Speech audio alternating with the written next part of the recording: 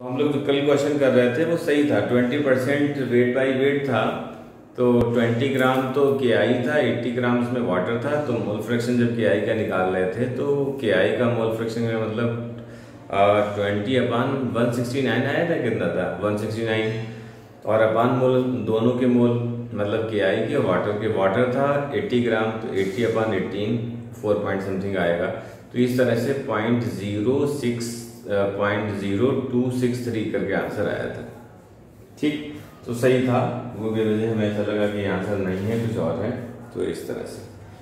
चलो बच्चों next question करें और उसमें क्वेश्चन ट्राई करो जरा से। If N2 is bubbled, next question है if nitrogen is bubbled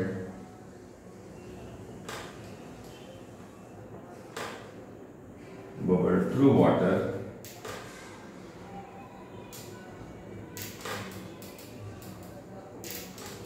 at 293 Kelvin, how many millimoles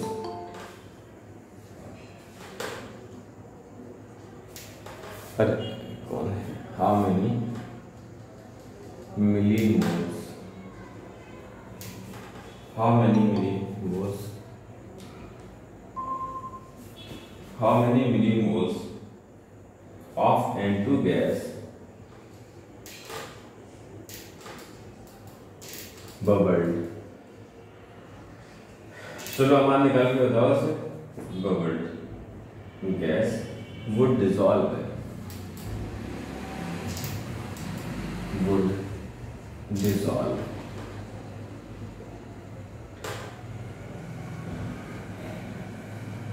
in 1 liter of water.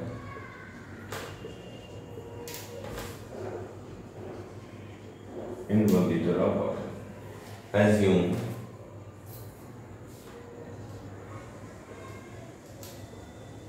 Assume that N2 exert a partial pressure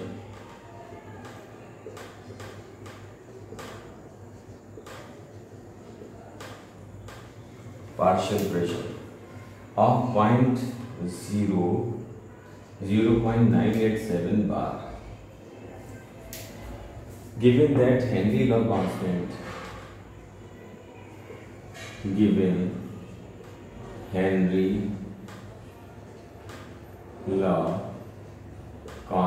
जिसे हम लोग KH कहा करते थे, for N2 at 293, for N2 चलो लिख देते हैं, for N2 at 293 Kelvin, कितना दे रखा है? 76.48 केल्विन बार। ठीक, इस क्वेश्चन को करो जरा। हाँ बच्चों बताओ। हैं? किलो बार तो होगा पहले 76.48 किलो बार अगर। अच्छा ये KH किलो बार।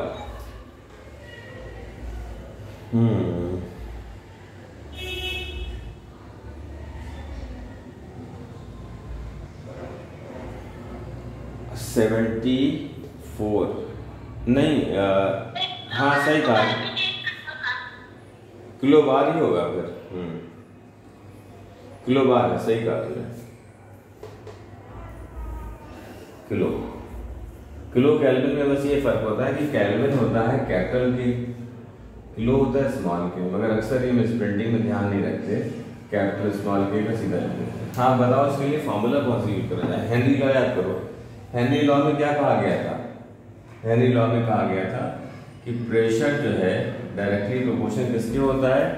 मोल फ्रैक्शन के। और यहाँ पर KH आ जाता है और यहाँ पर आ जाता है मोल फ्रैक्शन।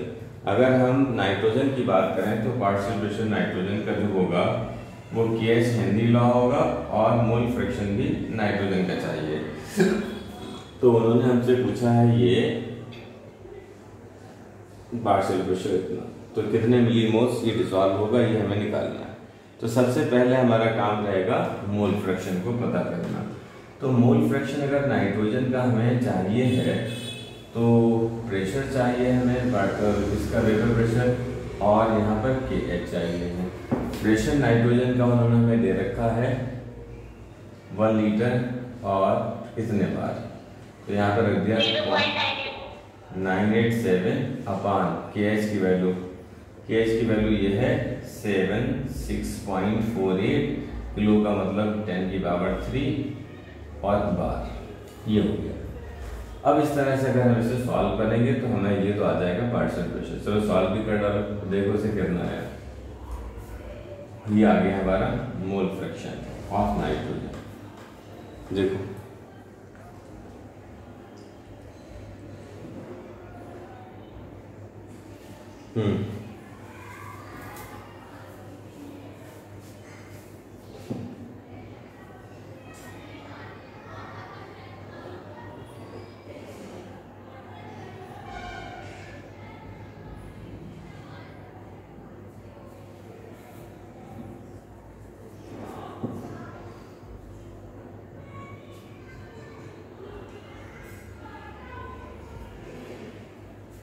हाँ भाई कितना आया?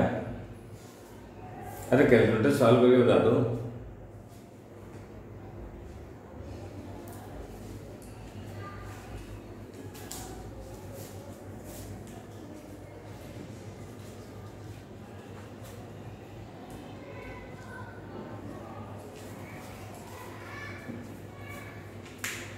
सर 1.2 समथिंग आ रहा है।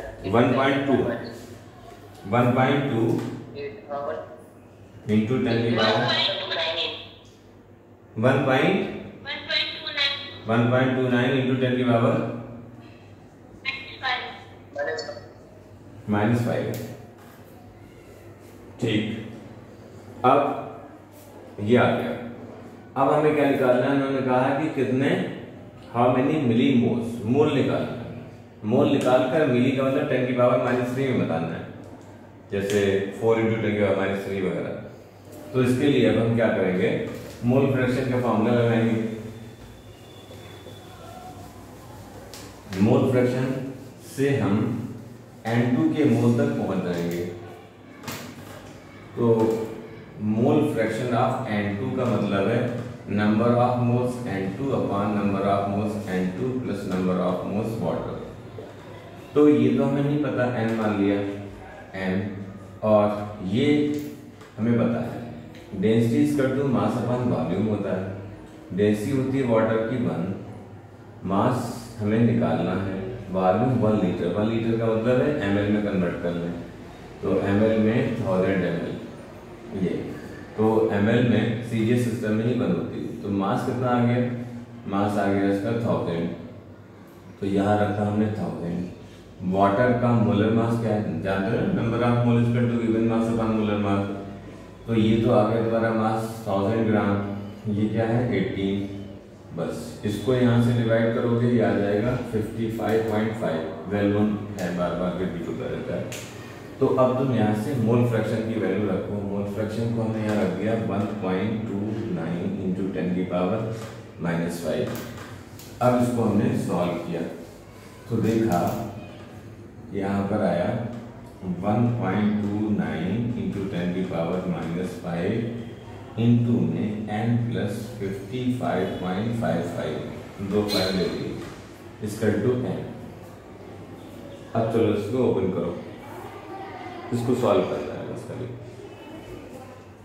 कहा जाए।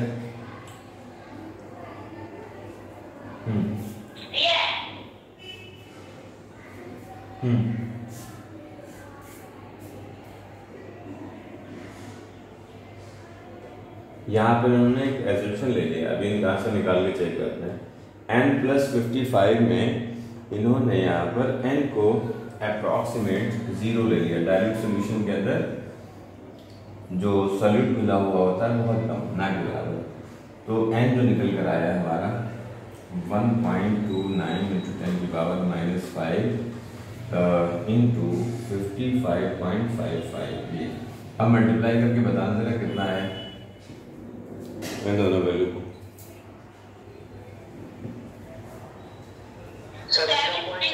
क्या क्या 0.716 इंटू 10 की पावर। सर ये मिली मोड में निकाल दिया मैंने। अच्छा मिली वोल्ट में निकाल दिया, तो इंटू 10 की पावर -3 लिख दे रहे हैं, तो ये आ गया तुम्हारा 0.716 मिली मोल आ गया। मिली को स्मॉल में लिखते हैं।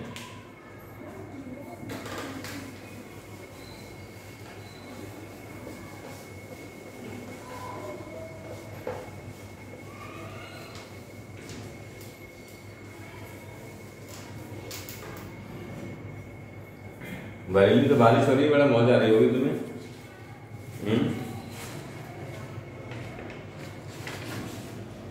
नेक्स्ट देखो,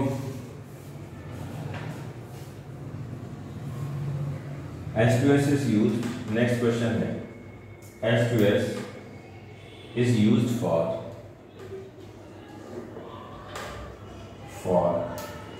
qualitative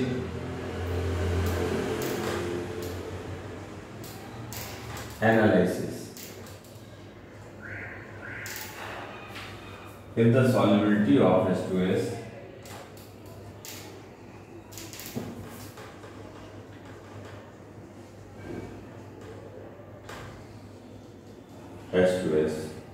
in water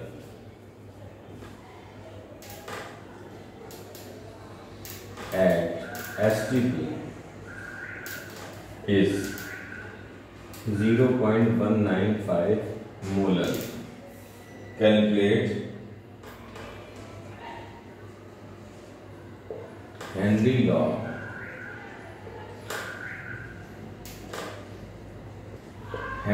constant, ये निकालना।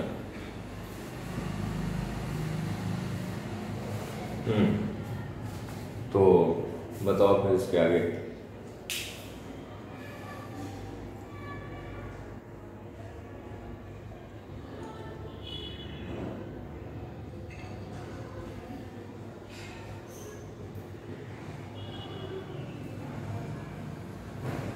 बताओ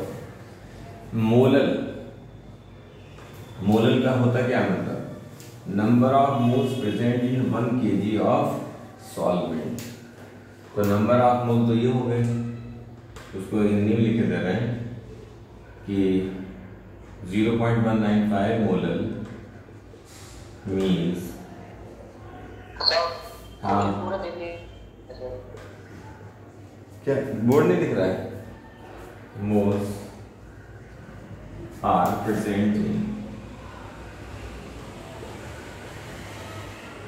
1000 kg ऑफ 1000 kg नहीं 1 kg या 1000 ग्राम ऑफ वाटर।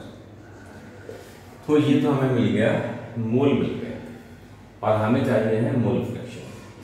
हमें क्या निकालना, solubility of gas in water at STP इतने मोल, हेनरी कांस्टेंट निकालना। तो हेनरी कांस्टेंट के लिए हमें क्या चाहिए, मोल फ्रैक्शन चाहिए। तो हेनरी कांस्टेंट के लिए हम लगाएंगे फॉर्मूला KH, इधर लिख देते फॉर्मूला में, KH equal to pressure upon mole fraction किसका, H2S, ये चाहिए। तो अब प्रेशर तो हमें दे रखा है बच्चों, क्या, STP स्टैंडर्ड टेम्परेचर प्रेशर पर प्रेशर कितना होता है 1 बार। ये मोल फ्रैक्शन अगर मिल गया तो केस मिल जाएगा। मोल फ्रैक्शन से तुम चाहो पहुंच सकते हो यहाँ तक। मोल फ्रैक्शन को अलग से निकालते हैं, mole fraction H2S equal to number of mole H2S upon number of mole H2S plus number of mole of water. H2S के मोल में दे रखे हैं, ये क्वेश्चन में जो मोलरिटी है 0.195 अपॉन 0.195, और वाटर का अभी तो निकाला था 1000 ग्राम में, हमेशा याद रख लो 1000 ग्राम में 1000 अपॉन 18 करोगे 55.5 आ जाएगा। तो 55.5 लगेगी, इसे सॉल्व कर लो, बताओ कितना है।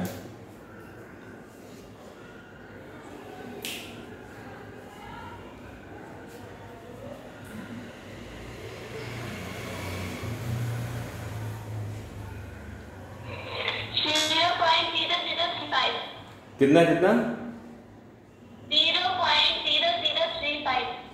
अच्छा 0.0035 0.0035 बस इससे हमें डिवाइड करना है 0.0035। अब इससे सॉल्व कर बता दो क्या है।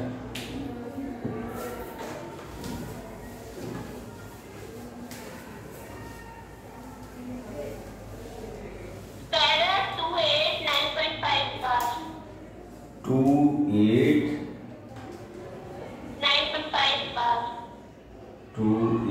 9.5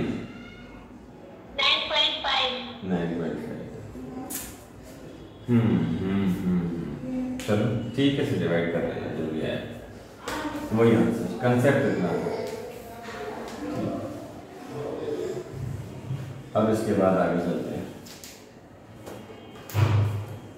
नेक्स्ट देखो, नेक्स्ट में कहा गया Henry law constant for CO2। Henry law constant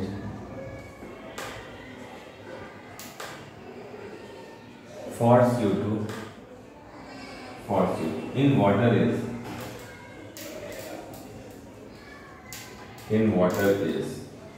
1.67 into 10 की power 8 pascal PA at 298 Kelvin. Calculate the quantity of CO2. Calculate the quantity of CO2 in 100 ml, नहीं, in 500 ml of soda water.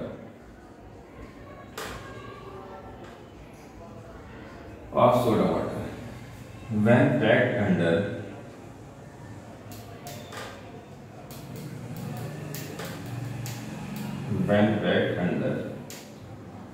2.5 atm.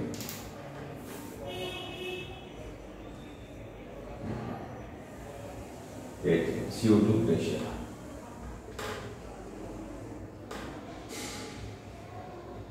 at 298 kelvin. बस ये निकालना था, ये है question.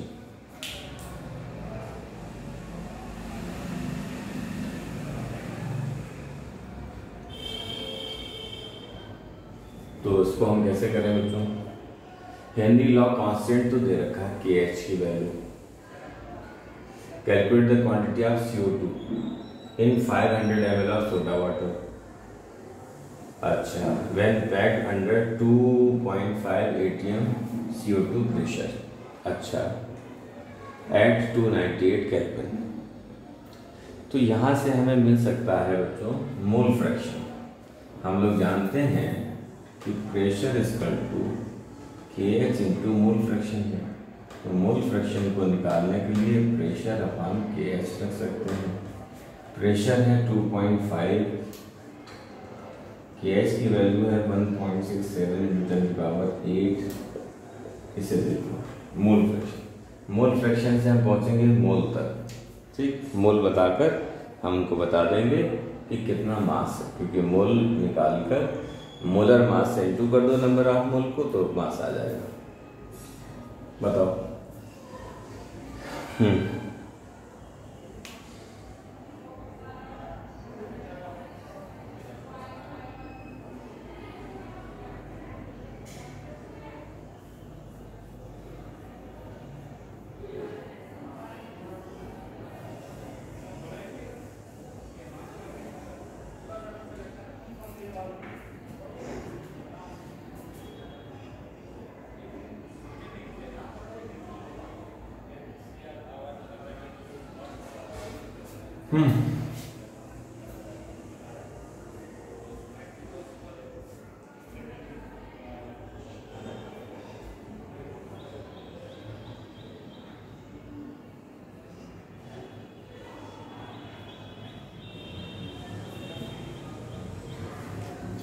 जो भी आएगा हम लिखेंगे यहाँ मोल fraction of CO2, number of mole CO2 upon number of mole CO2 plus number of mole water. Water के मोल हमें इनडायरेक्टली दे रखे हैं, ये तो तुम्हारा यही वैल्यू आ जाएगी। यहाँ number of mole CO2 number of mole CO2 plus यहाँ पर ये डेंसिटी तो 1 है वाटर की, density equal to mass upon volume से डेंसिटी तो हो गई 1, वॉल्यूम है 500, मास भी 500 आ जाएगा। तो यहाँ पर मोल निकालने के लिए 500 अपॉन 18, जिसको हम यहाँ पर निगलेक्ट कर देंगे। तो इस तरह से 500 अपॉन 18 इससे इंटू हो जाएगा, number of mole CO2 into 500 upon 18 is equal to number of mole CO2। अब इसे सॉल्व करके जो भी आएगा उसको number of mole equal to given mass upon molar mass CO2 को 44 रखेंगे, 44 को इससे इंटू कर देंगे। इस तरह से मास ऑफ CO2 डिसॉल्व हो जाएगा।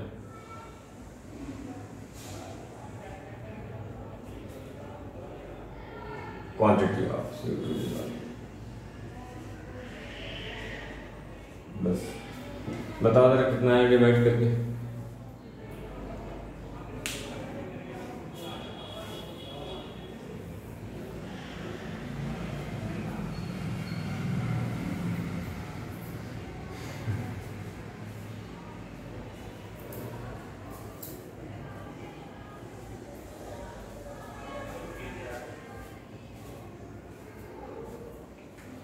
हाँ भाई कितना आया?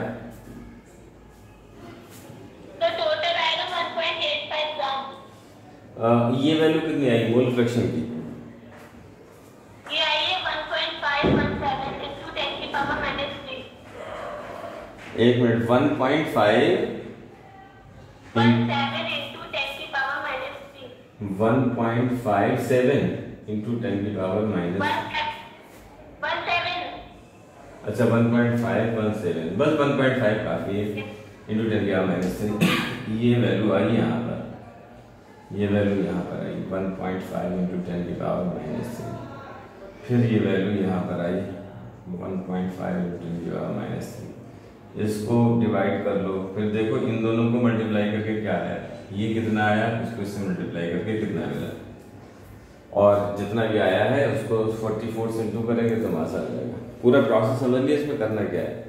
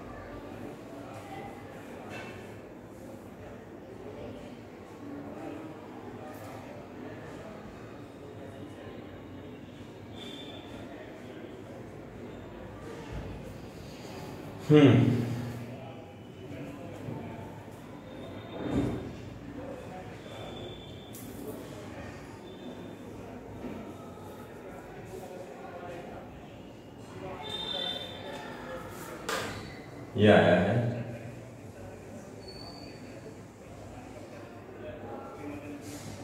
अब इन दोनों को मल्टीप्लाई कर दो, तो फाइनल स्टेप है मल्टीप्लाई इन दोनों का और नीचे 44 हुआ, तो m जो निकल कर आया 1.5 इंटू 10 की पावर -3 27.78 इंटू 44, ये जो निकल कर आया ये आंसर, और ये निकल कर आया है 1.836 ग्राम। बस नोट कर लो, से मल्टीप्लाई बाद में करते रहना। हटाओ, नेक्स्ट क्वेश्चन की तरफ बढ़ा जाए।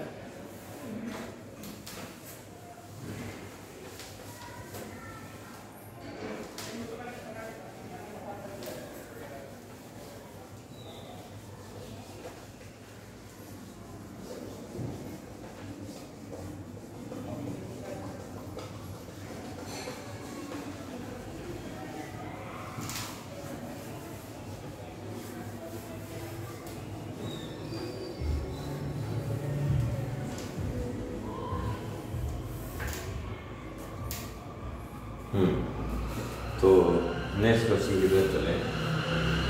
The vapour pressure of chloroform and tetrachloride. The vapour pressure of CaCl3 and CH2Cl2 at 298 Kelvin are 200 mm of Hg and 415 mm of Hg. Calculate vapor pressure of solution prepared by mixing. Calculate vapor pressure of solution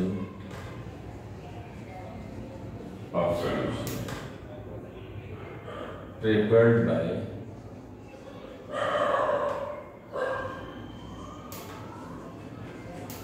by mixing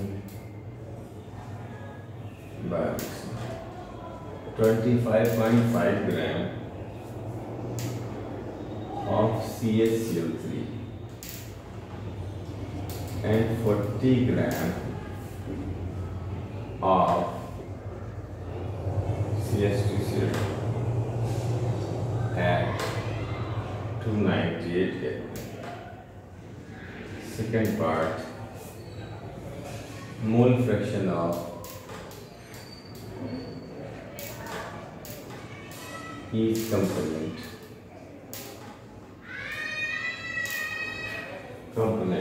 in vapor phase.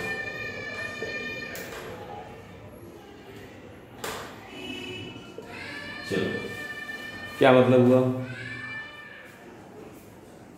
Vapour pressure chloroform और इसका 200-415 है। Calculate vapour pressure of solution prepared by mixing. इतने ग्राम chloroform 25.5 और 40 ग्राम CH2Cl2। Vapour pressure निकालना solution. Mole fraction of each component in vapour phase. ये भी बड़ा अच्छी बात है, पहली बार ये क्वेश्चन आ रहा है मोल फ्रैक्शन वेपर फेज में, तो अच्छा है भाई, इसका ध्यान रखना एक नई बात है। इसको डायरेक्टली फार्मूला हमने नहीं लिखा है, बल्कि था ही नहीं डायरेक्टली दिया रखा हुआ। नज़र जहाँ तक गई वहाँ तक नहीं पाया गया, कहीं कोने में लिखा हुआ है ये फार्मूला। चलो यहाँ पे यूज हो जाएगा। तो देखो यहाँ पे दो कंपोनेंट्स हैं, दो को मिलाया हमने, तो दोनों को मिलाने के बाद एक तो हमारा है ये क्लोरोफॉर्म CaCl3 और एक है हमारा ये कौन CH2 डाइक्लोरोमीथेन CH2Cl2। इन दोनों को मिलाया, ये Na हमने ले लिया, ये Nb ले लिया, सोल्यूशन बनके तैयार हो गया Na+। तो इस वक्त प्रेशर वेपर प्रेशर इनका जो है वो P0A है, इसका वेपर प्रेशर P0B है, तो ये Pa हो गया, ये Pb हो गया। तो Pa जो निकल कर आएगा P0A XA, P0A XA का मतलब है Na/Na प्लस Nb। तो एक को हमने क्लोरोफॉर्म लिया, तो क्लोरोफॉर्म का हमने 200 कर दिया। नंबर ऑफ मोल कैसे निकाले जाए? गिवन मास अपॉन मोलर मास। गिवन मास है क्लोरोफॉर्म का, पहले कौन लिखा है ये, इतने ग्राम क्लोरोफॉर्म 20, पता ही है ना, गिवन मास अपॉन मोलर मास 25.5 अपॉन मोलर मास। मोलर मास वही निकालना पड़ेगा। CH2Cl3 कार्बन का 12 हो गया, 1 हो गया, फ्लोरीन 3 है, 35.5 होगा। देख लो कि इसका क्या निकल कर आया, जो भी निकल कर आया इसको सजा दो। तो ये आएगा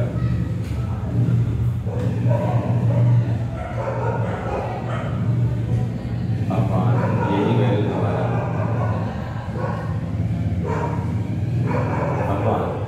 प्लस Nb। Nb का मतलब मास अपॉन मोलर मास। गिवन मास कितना है इसका 40, मोलर मास कितना है इसका निकाल लेते हैं। CH2Cl2 12 2 और Cl2 मतलब 70 और 80 84, ये बन गया था। बस ये तो एक आंसर आ गया। देखो भाई कितना निकल कर आया।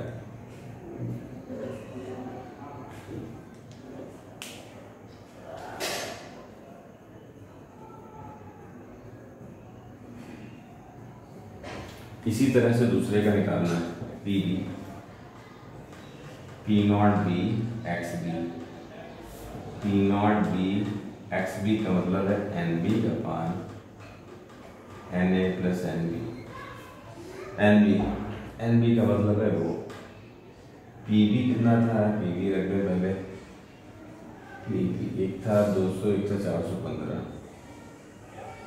NB का मतलब गिवन मास अपान मोलर मास 40 अपान 84 अपान 40 अपान 84। दूसरा 25.5 अपान 119.5। यहाँ ये दो प्रेशर आएंगे, तो टोटल प्रेशर तुम्हारा क्या आएगा, total pressure is equal to PA plus PB। दोनों में पहला वाला जो आया है वो, दूसरा वाला जो आया है वो, उनको जोड़ दो, जो आएगा आंसर वो आ जाएगा।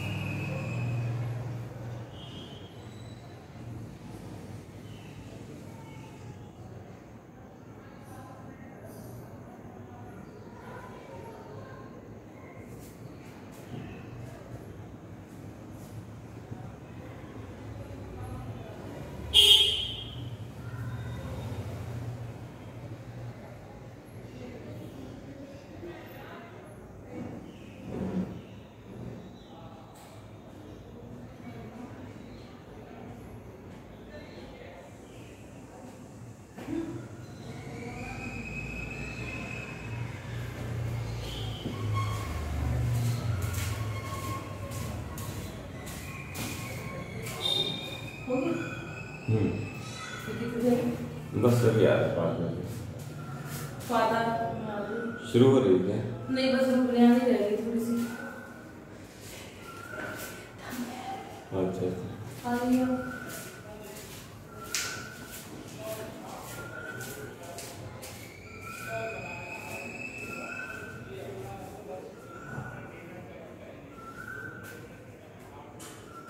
हाँ भी हो गया ये।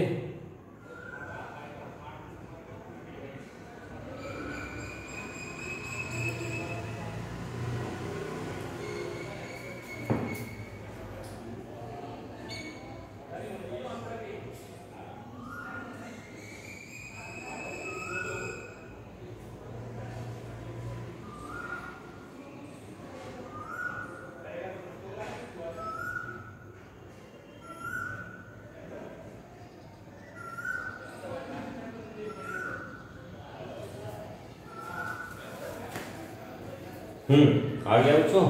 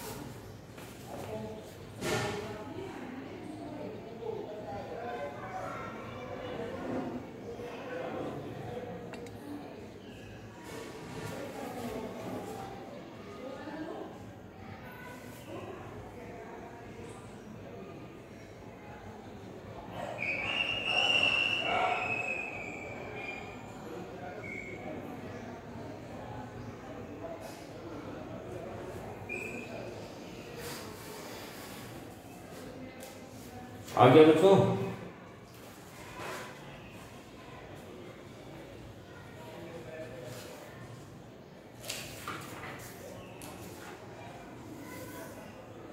है?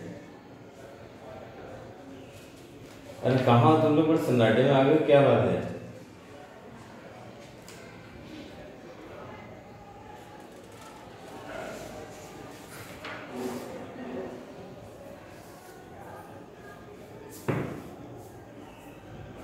कर लिया बच्चों? अमान वेपर फेस का फॉर्मूला बताओ। सेकेंड पार्ट कैसे निकाला जाएगा? मोल fraction of each component in vapour face.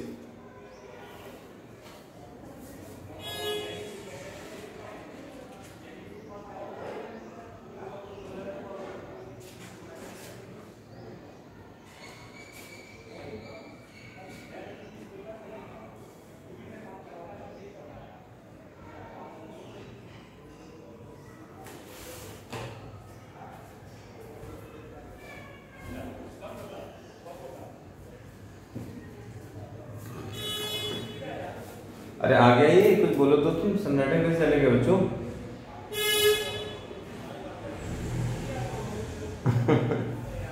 क्या हुआ तुम लोगों को? हेलो,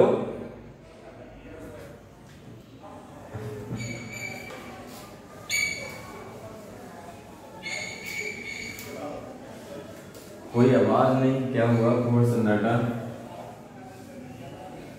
क्या कनेक्टिविटी ब्रेक हो गई? ये कैलकुलेशन में डूब गए हो, क्या हुआ है?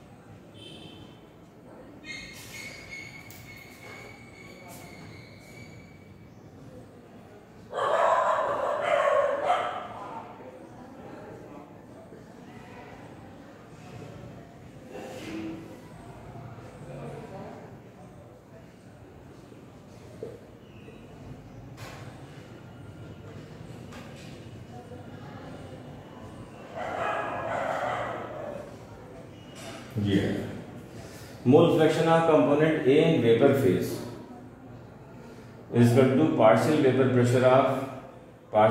pressure of A in solution.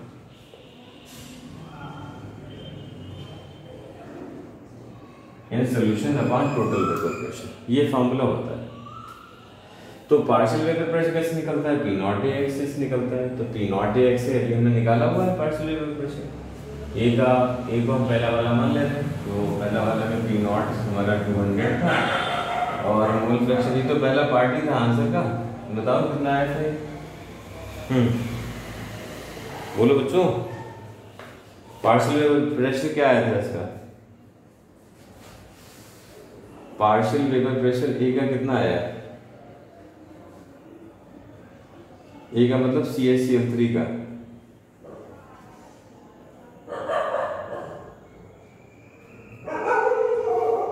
.321 आया था, 0.321 ये। और टोटल वेपर प्रेशर आया था कितना? 600 था। कितना था टोटल वेपर प्रेशर? कितना आया था टोटल वेपर प्रेशर? यह आया था, कितना आया था? 347 करके था, 347.9। बस ये आ गया। इसी तरह से अगर हम mole fraction of component B देखें, अब इसे डिवाइड कर देना, देखते हैं जितना भी आ जाए। अगर हम बी का निकालें mole fraction of component B, तो P naught B X B upon total vapour pressure. P naught B हमारा है 200 का 415 और एक्स बी आया है 0.321 ये है, तो दूसरा वाला हो जाएगा 0.7 करके हो जाएगा, अप्रॉक्सीमेट 0.7। या अगर पूरी वैल्यू लिखना चाहो तो ये 0.688 के करीब आएगा। अपॉन टोटल तो वही रहेगा 347.9 जो भी आ जाए, बस इतना है। ठीक, चलो आज यहीं तक रखते हैं बच्चों, टू बी कंटिन्यूड। अगले क्वेश्चन करेंगे कल।